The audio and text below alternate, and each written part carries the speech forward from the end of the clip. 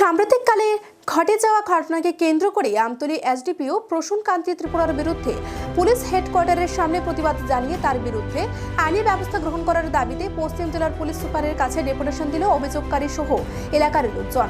প্রসঙ্গত, গত 25শে জানুয়ারি রাজধানীতে একটি দুর্ঘটনায় এসডিপিওর পুত্র ও কন্যা আহত হয়।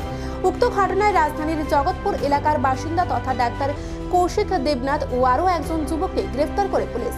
এরই প্রতিবাদে সোমবার কৌশিক দেবনাথের বাবা স্বপন দেবনাথ সহ এলাকাবাসীরা আমতলী এসডিপিও চাকুরির বরখাস্তের দাবিতে ডেপুটেশন প্রদান করেন। তো এখনো আমার ছেলে অসুস্থ, আজকে কতদিন হয়, 4-5 দিন হয়ে গেল। আমরা তারপর প্রসন্ন কুমার নামে এনসিসি আউটপোস্টে এফআইআর করেছি এবং সেই এফআইআর আমার ছেলেকে মারার জন্য যে তারা কৌশল নিয়েছিল সেই যা যা ঘটেছে সব কিছু লিখেছে, কিন্তু এফআইআরের যে ধারা দিয়েছে সেগুলো একদম সুদা ধারা। পুলিশ বলে পুলিশের ধারাগুলো একদম হালকা করে দিয়েছে, সেখানে অ্যাটেম্প টু মার্ডারের কোনো ধারা নেই।